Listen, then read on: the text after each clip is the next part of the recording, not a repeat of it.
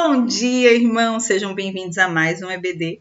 Hoje nós vamos estudar a lição 9, a caminhada cristã. O texto base dessa lição também está no livro de Filipenses. Aliás, o livro de Filipenses é o texto base da revista inteira. E nós vamos hoje falar sobre como é essa caminhada e o que é importante nessa caminhada. Para isso, nós vamos usar o livro de Filipenses, capítulo 3, um trechinho bem curtinho, do 12 ao 16. O título desse texto é Prosseguindo para o Alvo, que não por acaso é o título da nossa revista. É um texto muito conhecido, que a gente sempre fala do apóstolo Paulo. Não que eu já tenha obtido tudo isso, ou tenha sido aperfeiçoado, mas prossigo para alcançá-lo, pois para isso também fui alcançado por Cristo. Irmãos, não penso que eu mesmo já o tenha alcançado, mas uma coisa faço, esquecendo-me das coisas que ficaram para trás e avançando para as que estão adiante, prossigo para o alvo, a fim de ganhar o prêmio do chamado celestial de Deus em Cristo Jesus. Todos nós que alcançamos a maturidade devemos ver as coisas dessa forma. E se em algum aspecto vocês pensam de modo diferente, isso também Deus esclarecerá. Tão somente vivamos de acordo com o que já alcançamos. Esse é um texto muito conhecido, né? Esquecendo-me das coisas que ficaram para trás, sigo para o alvo, que é Cristo Jesus. A introdução dessa lição traz uns dados muito interessantes, né? Primeiro, ele chama a gente a uma reflexão de um lugar perigoso que a gente pode encontrar, né? Que é o lugar do conforto e o lugar da ociosidade, né? São dois caminhos muito distintos, mas que são caminhos que talvez se a gente pode cair no erro de encontrar. Uma é a ociosidade, é achar que a vida cristã é um pacote milagroso, mágico, porque a gente é levado a acreditar nisso toda a nossa vida, né? Eu posso falar do meu lugar de mulher gorda. Então, toda vez que eu abro as minhas redes sociais, tem lá um chá milagroso, uma pílula milagrosa, um remédio milagroso, alguém fazendo propaganda de um pacote de treinamento que você emagrece 10 quilos em 2 semanas. Então, a gente gosta desse modelo em que a gente não precisa fazer muito esforço para chegar num resultado. E a gente, então, passa a acreditar que as coisas caem no nosso colo. A gente olha para uma notícia, por exemplo, de alguém que tirou uma nota muito alta no Enem e a gente acha que ela conseguiu aquilo ali, naquele dia do exame. A gente não considera que ela passou os últimos 18 anos da sua vida estudando, provavelmente os últimos 3 estudando muitíssimo. Eu falei 18 e você se assustou. E como assim 18? A pessoa não presta o Enem com 18 anos? Ela começou a estudar desde bebê? A gente começa a entender o mundo. Desde que a gente é bebê, a gente nasce sem saber caminhar, sem saber falar, sem saber lidar com os papéis sociais que nós temos, né, na nossa comunidade. E nós vamos aprendendo isso tudo. Dentro da escola ou não. A gente vai aprendendo, a gente vai estudando. Os bebês estudam os adultos, eles olham, eles tentam repetir aqueles sonhos para começar a falar. Eles olham os adultos caminhando para tentar caminhar, então eles estão estudando. E a gente só considera aquele resultado final. A gente olha para alguém na televisão que é doutor, e a gente acha que ele dormiu, acordou doutor. A gente não vê toda a luta dele para se graduar, para se tornar um mestre, para se tornar doutor. A gente gosta da fórmula pronta para emagrecer, para ler rápido, para ter aquele conhecimento. E isso vai criando na gente um condicionamento à ociosidade. Não entender que as coisas que acontecem são resultado das nossas decisões, do nosso esforço, das nossas atitudes. O outro caminho ruim que a gente pode prosseguir na vida cristã também é o lugar do conforto. É achar assim, nossa, eu já cheguei, eu já estudei a Bíblia tudo que eu tinha que estudar, eu já louvei tudo que eu tinha que louvar, né? Eu estou nessa posição, ou a gente chega nessa posição assim, eu sei louvar muito bem, eu sei muito da palavra, e a gente chega nesse lugar do conforto. Quando a revista faz esse alerta pra gente, né? Ele vai desconstruir essa ideia, trazendo uma informação muito interessante, eu não sabia, e o autor da revista diz assim: os primeiros cristãos foram chamados os do caminho. Está lá em Atos 9:12. Eu nunca tinha prestado muita atenção nisso. A igreja cristã é o povo que caminha. Somos do povo do caminho. Estamos numa caminhada. A vida do cristão não é estática, pelo contrário, é dinâmica e ativa. E é por isso que Paulo compara a vida cristã a se preparar como um atleta, a correr uma carreira, a correr uma maratona. Eu não sei se os irmãos sabem, mas a palavra maratona, na verdade, é o nome de uma cidade. O que a história registra é que, como sempre, os gregos estavam em luta, né, em batalha, e o rei grego estava em Atenas, e a batalha estava acontecendo na cidade de Maratona. Então, eles ganham aquela batalha e uma pessoa é designada a dar a notícia ao rei. Então, ele vai de Maratona até Atenas sem parar. São 42 quilômetros. Por isso que uma maratona tem 42 quilômetros, era a distância entre as cidades. E chegando lá, ele dá a notícia, mas ele está muito extenuado, ele já estava numa batalha, ele faz uma corrida, né? Ele corre para dar essa notícia muito longa e exausto, ele acaba falecendo. Então, a maratona exige da gente uma preparação. É necessário preparar-se para correr uma maratona. É necessário ter condicionamento físico. É necessário ter equilíbrio mental. É necessário uma preparação para a maratona. E ninguém faz uma maratona sentada, parada, estagnada. A vida cristã não é parada, estagnada. Eu já tenho 30 anos de igreja. A minha vida cristã estagnou? Não. A gente encontra problemas, dificuldades, momentos para se superar. A gente tem novas experiências com Deus, com o Espírito Santo. Outras orações são atendidas. Outras formas o Espírito Santo encontra de falar aos nossos corações, independente da quantidade de anos que você esteja na igreja. Por exemplo, esse momento que nós estamos vivendo agora, nunca ninguém viveu da nossa época, né? Houve uma grande pandemia no início do século passado.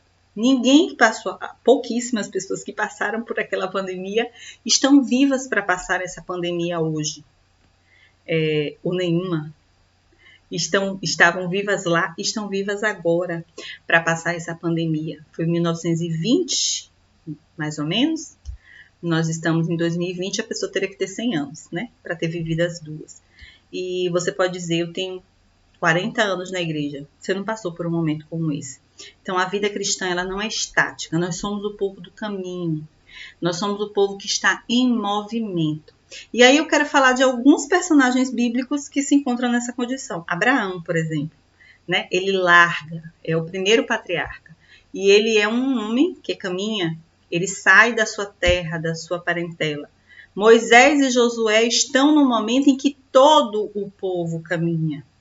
Todo o povo sai do Egito em direção à terra prometida. Davi é uma pessoa que estabelece sua relação com Deus, a sua história com Deus no caminho. A gente sabe que durante muito tempo ele precisou fugir, esconder-se. A igreja primitiva precisava esconder-se, né? Era uma igreja do caminho, era uma igreja que não tinha um templo físico fixo, porque ela era perseguida. Então, ela precisava esconder-se. E Paulo é um homem do caminho. Paulo é um homem que chega num lugar muito confortável do ponto de vista social, econômico, do prestígio, da nobreza. E ele, ao encontrar-se com Cristo, na lição passada ele fala isso, né? Tudo aquilo que eu considerava que era muito importante, era muito valoroso, eu perdi por Cristo. E eu não falo isso com tristeza. Para mim, isso é lucro. Paulo é um homem do caminho. E é por isso que ele fala em prosseguir a carreira, prosseguir para o alvo, porque ele entende que a vida cristã é caminho, é movimentar-se, é mover-se na direção de Deus. E aí eu vou trazer uma última reflexão, né? Da revista. Ela diz assim: o prêmio descrito no versículo 14 pode ser entendido como galardão. Na corrida terrena, o prêmio é perecível. Já na caminhada cristã, o prêmio não pode ser destruído. A gente sabe que em Coríntios vai dizer que é imarcessível, imurchável o nosso prêmio. Na corrida terrena, só um será o vencedor. Já na carreira cristã, serão vencedores todos os que amam a vinda do nosso Senhor Jesus Cristo. Então, eu trouxe esse termo, que talvez seja um pouquinho estranho para os irmãos, que é o termo Ubuntu. Ubuntu, né? É uma ideia, exatamente essa ideia. Existe até uma história, que eu não sei se é verdadeira ou não, de que propuseram a um povo que vive de acordo com esse entendimento de mundo, que fazer com as crianças uma corrida, uma disputa. E quem chegasse lá primeiro ganharia um doce. E eles ficaram muito surpreendidos porque as crianças deram a mão e andaram todos juntos. Eles, na verdade, nem entenderam muito bem o comando, né? Que um teria que chegar primeiro.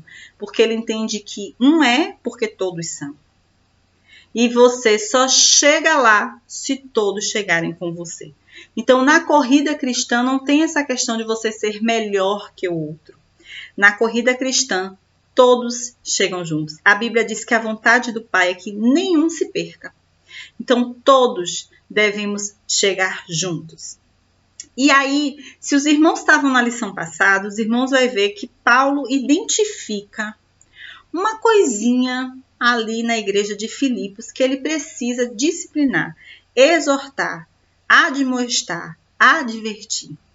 Ele percebe que algumas pessoas da igreja de Filipos estão desenvolvendo uma falsa sensação de superioridade.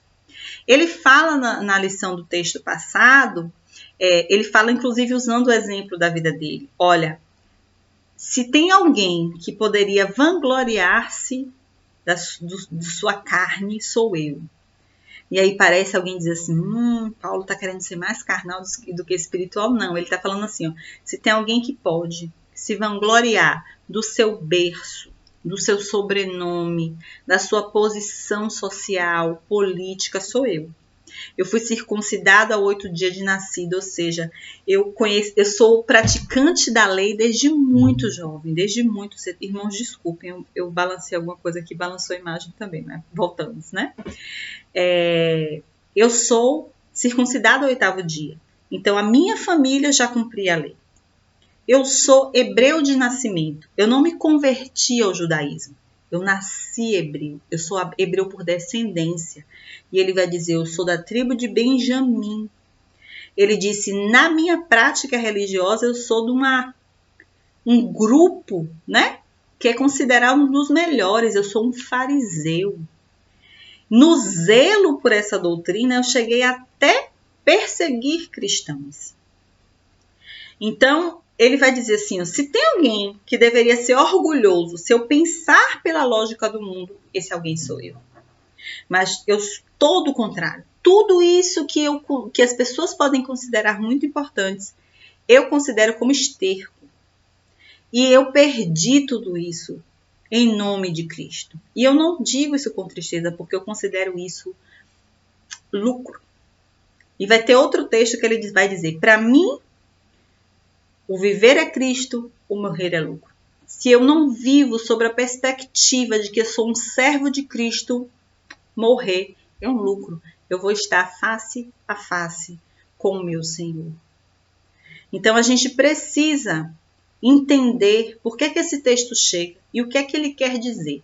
Quando Paulo diz assim, olha, nós somos alguém que está prosseguindo para o alvo, ele está dizendo aqui a esses irmãos de Filipe, que se sentem superiores aos outros, que estão começando a criar esse entendimento do mundo, né, da ociosidade, que a vida religiosa ela não precisa ter atitudes, escolhas intencionais a partir da perspectiva do Evangelho vivo, ou que se acham muito no conforto, eu já sei completar os versículos que o pastor diz, eu não preciso mais ler a Bíblia, eu não preciso mais orar, eu não preciso mais ir à igreja, eu não preciso mais pensar no mundo, enxergar o próximo, porque eu já alcancei um lugar de muito conforto. É para essas pessoas que ele está falando.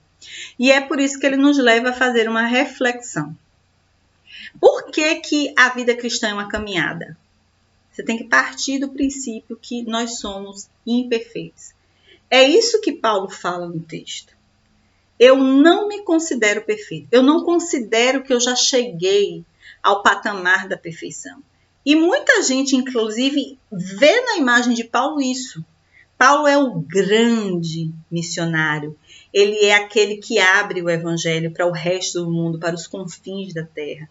Paulo é um orador excelente que fala em público muito bem e que, além de falar em público muito bem, ter esse dom da oratória, ele tem ousadia de falar.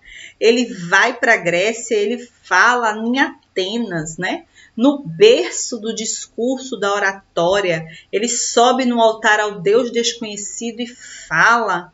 Então, as pessoas poderiam achar que ele está no patamar elevado da santidade. Ele diz, eu não vejo isso em mim. Eu não me vejo perfeito. Eu reconheço a minha imperfeição. Então, a primeira coisa que você precisa entender para que você tenha uma caminhada cristã é entender que você é imperfeito. Isso é o princípio da justificação. Você não aceita a salvação de Cristo se você não entende que você é pecador, que você é imperfeito e que não há nada, absolutamente nada que você possa fazer para se salvar. A salvação é Cristo Jesus. Você só pode ser justificado por Cristo. Então, reconhecer a nossa imperfeição é fundamental. Entender o objetivo final. Por que essas pessoas estão caindo, né, nesse erro de achar que já estão numa posição muito confortável? Porque eles não entendem o objetivo final. Eles não entendem qual é o nosso goal. Eles não entendem onde é aquele lugar que a gente precisa ultrapassar aquela linha para chegar no final. Ultrapassar aquela linha é ter o nosso corpo glorificado, é estar frente a frente com o Pai. Isso, de fato, é o objetivo final. É correr a carreira, é trazer o reino dos céus para a terra, é ser o amor de Deus para as pessoas, é você chegar no lugar e as pessoas dizerem assim, ó, o amor de Cristo chegou. Não é se você veste uma roupa curta ou comprida, com brinco ou sem brinco, com paletó sem paletó. É quando você chegar no lugar, as pessoas dizerem assim, a luz chegou, o amor de Cristo chegou. Essa é a caminhada do Evangelho. E o objetivo final é, Paulo que diz, a estatura do varão perfeito. Como é que a gente chega na estatura do varão perfeito, que é Cristo Jesus? Quando nós formos glorificados, quando nós estivermos face a face com o Pai. E aí tem um princípio muito importante para todas as áreas da nossa vida. Quando a gente estava fazendo slide, Tainá disse assim, ai, nunca usei essa palavra, não é uma palavra que eu uso. Eu disse, ai meu Deus, será que eu inventei uma palavra? Tainá, olha aí, essa palavra existe, mas existe. E ele parte, o autor da revista, de uma igreja que aparece lá no Apocalipse, a igreja de Laodiceia, que era uma igreja que chegou, né, no máximo do que esses irmãos de Filipe estão vivenciando. Essa falsa sensação de estar no lugar do conforto, essa falsa sensação de que o evangelho cai no seu colo e te transforma como num passe de mágica. É o macarrão instantâneo, que em 3 minutos você consegue se alimentar. É uma coisa que acontece que não é um processo. Então, a gente precisa entender que é uma inesgotabilidade da aprendizagem. Você nunca vai parar de aprender. Se você parou de aprender, tá morto. Se você parou de aprender ou entender que ainda existem coisas no mundo que você pode aprender, aos 20 anos você tá morto aos 20. Aos 50 você tá morto aos 50. Se você tem 90 anos e você ainda quer aprender coisas novas, fazer coisas novas, relacionar-se com as pessoas, vivenciar o Evangelho de Cristo, vivenciar a ação do Espírito na sua vida, você está vivo. Então, não é possível extinguir a possibilidade de compreensão da Bíblia. A possibilidade de compreensão do agir de Deus. A possibilidade de ação do Espírito na vida de um crente. E isso acontece porque nós somos imperfeitos. Tem sempre uma coisa que a gente pode aprender. Eu estava vendo uma entrevista do pastor Henrique Vieira e ele estava dizendo assim, Deus é inexplicável, Deus é um mistério. Se a gente conseguir compreender Deus na sua totalidade, ele não é Deus. Ele não é mais Deus. Deus é sempre um passo à frente.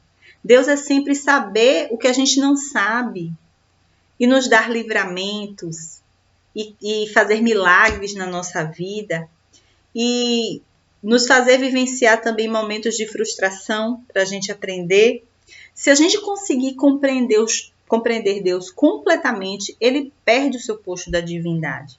Deus é sempre um passo a mais. É sempre uma coisa que eu não consigo entender direito. É sempre um salto no escuro. Você nunca esgota a possibilidade de relacionar-se com Deus, de aprender dele e aprender da sua palavra. O segundo conceito ligado à caminhada cristã está ligada a um texto que está aqui, que a gente já falou na lição passada, esquecendo-me das coisas que é para trás deste. A gente tem que entender que tudo se fez novo. E aí o que acontece muitas vezes na caminhada cristã, a gente se frustra na caminhada cristã, porque a gente traz para ela formas de ver o mundo que a gente tinha antes. Eu sou muito rígido, muito severo, e aí eu trago isso para a minha caminhada, né? Ou eu acho que tá tudo bem, o que vier, tô no lucro, trago isso para a minha caminhada. Não exercito a disciplina. Eu trago culpas para a minha caminhada. Eu fiz uma coisa lá no passado. Cristo me encontrou, me justificou. Jogou o meu pecado no mar do esquecimento, mas eu continuo me sentindo culpada. Eu vou carregando essa culpa a minha vida inteira. A vida é muito curta para a gente carregar algumas culpas, irmãos. A gente precisa entender quando Paulo diz, esquecendo-me das coisas que para trás deixa. Tudo se fez novo. E aí, quando a gente não consegue fazer isso, a gente cai em alguns perigos. Qual é o primeiro perigo? Os bons tempos que não voltam mais. Você deve conhecer alguém que diga assim, na minha infância era tudo melhor. Na minha infância não era assim. Antigamente as coisas não funcionavam assim e vivem presos a esse modelo que não existe mais. Que não é possível viver mais. Em Proclamação, por exemplo, houve um tempo que todo mundo se conhecia, todo mundo sabia o nome de todo mundo. Não tem mais como isso acontecer. Eu faço parte de Proclamação há 38 anos. E às vezes eu chego na igreja e digo, nunca vi aquela pessoa. Eu nunca vi essa pessoa. Eu não sei como é o nome dela. Reconheço algumas. Faço novos amigos. Né? Teve uma irmã que me parou para agradecer pela EBD. E disse, eu vim, está sendo muito bom, eu estou aprendendo muito. Eu fico muito constrangida quando eu recebo elogio. Né? Nós mulheres não somos muito ensinadas a aceitar um elogio, a aceitar quando Cristo diz assim, a Deus o que é Deus, a César o que é de César. A gente sempre fica muito envergonhada. Eu até tentei fugir dela. Ela, não, irmã, pare e me escute, que eu estou te elogiando. Fiz amizade com Thaís, minha amiga virtual, mas a gente já se encontrou lá na igreja, não é? Então, assim, a gente precisa abandonar os bons tempos que não voltam mais, os bons tempos que isso não acontece de forma nenhuma. Mas, e às vezes nem sempre, né, irmãos, é assim, é só a ideia idealizada que a gente tem do passado. Então, por exemplo, para o nascimento das crianças é completamente diferente. A mortalidade infantil há 40, 50 anos atrás era enorme. Então, é muito melhor trazer uma criança hoje do que antigamente. Comprar um sapato antigamente era muito difícil. Comprar uma roupa. Hoje tem um monte de lojinha de tudo é 12, tudo é 14, que a gente consegue vestir uma criança. Né? Obviamente, tem coisas que são muito difíceis. Mas nem tudo é difícil. Então, a gente tem que abandonar essa caminhada, essa vida evangélica idealizada, essa igreja do passado idealizada. E aí, esquecendo-me das coisas que ficam para trás na nossa vida. Tem coisas que precisam ir para a gente conseguir. O dinamismo da caminhada. Vendem uma ideia que a vida cristã é maravilhosa, que na hora que você se converter, não tem mais problema. O que não é verdade. O próprio Jesus diz assim: neste mundo tereis aflições, mas tende bom ânimo, porque eu venci o mundo. A dinâmica da caminhada com Cristo é a dinâmica da própria vida. Tem dias que você está muito bem, as coisas vão bem. Tem momentos na sua vida que tudo funciona. Tem momentos na sua vida que parece, né, que uma coisa vai atropelando a outra e começa tudo a dar errado. Os irmãos vão me perdoar, eu sou neta de sertanejo. Meu avô criou a gente com ditados e meu avô diz assim: quando o urubu tá de azar, o de baixo faz cocô no de cima. Acontecem coisas assim que você nem esperava, nem sabia que era capaz de acontecer. Esse é o dinamismo da vida e é o dinamismo da caminhada. Tem horas que você tá super empolgado, lendo a Bíblia, orando, tem horas que desanima. Me perdi para sempre? Não. A gente consegue voltar, recuperar. Tem altos e baixos, tem o dinamismo dessa caminhada. Tem horas que o Espírito Santo vai falar com você assim diretamente, você vai sentir. Tem horas que você vai lá procurar na Bíblia e dizer: meu Deus, eu preciso de uma palavra, né? Então, assim, a caminhada evangélica, a vida com Deus é dinâmica. E a gente precisa entender esse princípio. E o perigo também de viver esse passado é ter um adormecimento espiritual. É fazer as coisas, é quando as coisas começam a ficar mecânicas, quando eu acho que a caminhada com Cristo é ir para a igreja domingo de manhã, domingo de noite. Você está sabendo, nossos cultos à noite já voltaram para o presencial. Então é ir para a igreja domingo de manhã, domingo de noite e pronto. O resto da semana, preciso de mais nada. A gente não pode cair nesse engodo. Por fim, prosseguir é preciso. A minha avó, alguns irmãos conhecem a minha avó, eu cresci ouvindo da minha avó a seguinte frase: as mulheres da nossa família são fortes. Quando a minha avó dizia isso, irmãos, eu achava que a minha família tinha uma árvore genealógica lá dos tempos antigos, que se eu procurasse, ia ter um familiar de minha avó lá na caravela dos portugueses, um nos povos originários indígenas e um lá no navio negreiro. Que era tão antiga, porque ela dizia assim: as mulheres da nossa família são fortes, como se tivesse assim várias ancestrais, entendeu? Várias pessoas que vieram antes dela que eram fortes. Só muito depois eu descobri que a minha avó era órfã. Quando ela dizia assim: as mulheres da nossa família são fortes, ela estava se referindo a ela. Ela estava se referindo à necessidade que a vida apresentou para ela e que ela precisou ser forte para criar aquela família. E ela ensinou as outras mulheres que vieram depois dela, suas filhas, a serem fortes, e suas filhas nos ensinaram a serem fortes.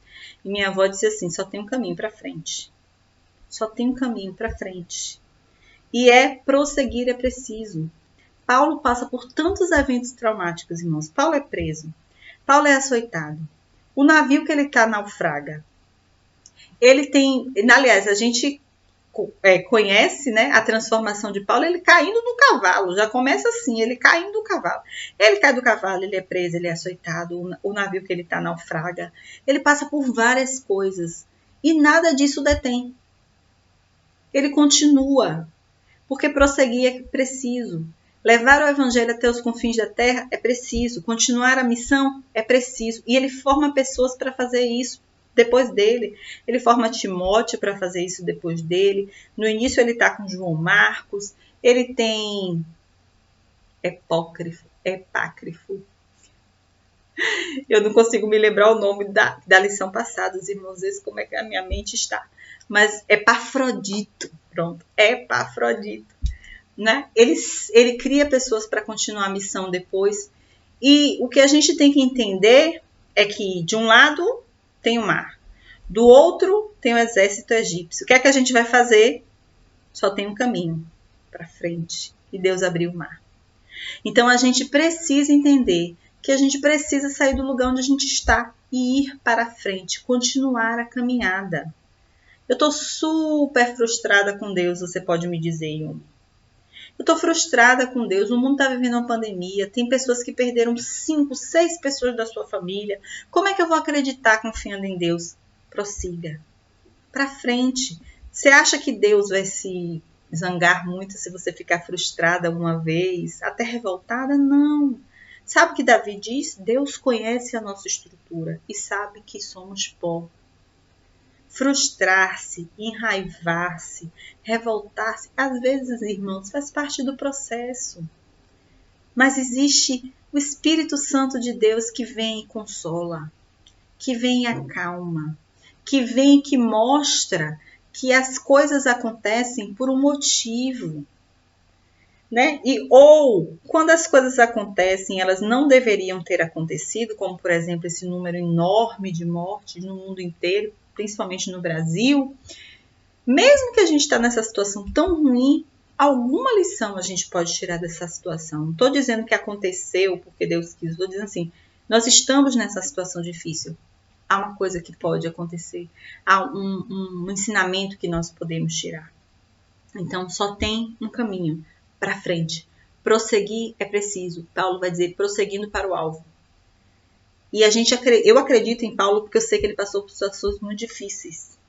Né? Quando a gente vê uma pessoa dizendo, não, tem que ir para frente, tem que insistir, a gente fica dizendo assim, é porque recebe tudo fácil, consegue tudo fácil, né? Já está bem, já está estabilizado. Não. Paulo diz isso e Paulo é uma pessoa que passou por muitas provações. A gente precisa prosseguir. E como é que a gente prossegue? Andando de acordo com as Escrituras. A gente precisa conhecer as Escrituras. As Escrituras vão nos dando caminhos. Ou quando a gente está numa situação muito desesperada, vem aquele versículo que acalma a gente. Vem Deus dizendo através de um versículo que Ele não nos deixa só, Ele não nos abandona, Ele é o nosso guia até a hora da nossa morte. Né? Quando a gente está desanimado, vem uma palavra de ânimo. Como? Através das Escrituras, conhecendo as Escrituras. Quando a gente conhece a Escritura, a gente consegue conhecer um pouco mais de Deus. Quando a gente vai conhecendo Deus, a gente vai sabendo tudo que Ele é. Ele é fiel, Ele é poderoso, Ele é bom, Ele faz o impossível, Ele me olha, Ele sabe que eu existo, Ele sabe onde eu estou. Os olhos misericordiosos dEle me encontram, a mão dEle está estendida, Ele me disciplina quando eu erro, porque Ele me ama. Eu vou conhecendo Deus, eu vou conseguindo caminhar com mais segurança. Agora eu preciso caminhar um passo por vez. Não existe fórmula mágica. Não existe você começar hoje, tomar uma pílulazinha e amanhã ser a pessoa que tem bastante experiência na caminhada. Não existe isso. Não existe isso em lugar nenhum. Nenhum médico é recomendado por sua larga experiência se ele tem 6 meses de formado. Tudo se consegue na caminhada. Um passo por vez. E é por isso que eu espero vocês aqui no próximo domingo para a gente estudar mais uma lição, a gente dar mais um passo no conhecimento de Deus. Eu espero que vocês tenham uma semana extremamente abençoada e nos encontramos no próximo domingo para mais uma lição. Deus nos abençoe.